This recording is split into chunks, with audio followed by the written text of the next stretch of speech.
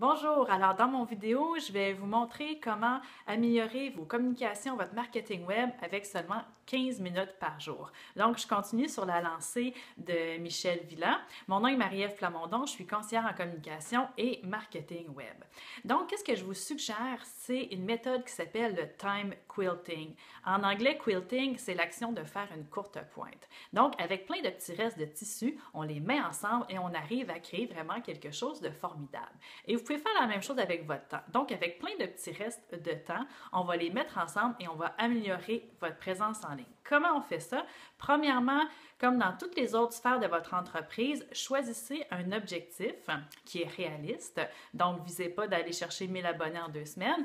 Donc, vous allez prendre quelque chose qui va être réaliste et aussi quelque chose que vous allez pouvoir mesurer. Ça peut être une fréquence de publication sur Facebook, un nombre d'abonnés, de followers sur Twitter. Donc, vous allez chercher quelque chose que vous allez pouvoir mesurer parce que vous voulez voir votre progression surtout.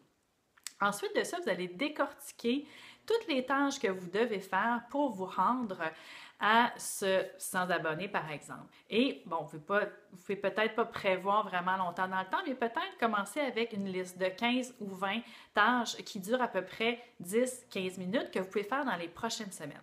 Ensuite, vous allez identifier des moments dans votre journée où est-ce que vous avez des périodes qui sont un peu du temps perdu. Par exemple, pour moi, c'est quand je vais chercher ou reconduire mes enfants à des activités, j'ai souvent un 10 à 15 minutes d'attente, parfois dans ma voiture.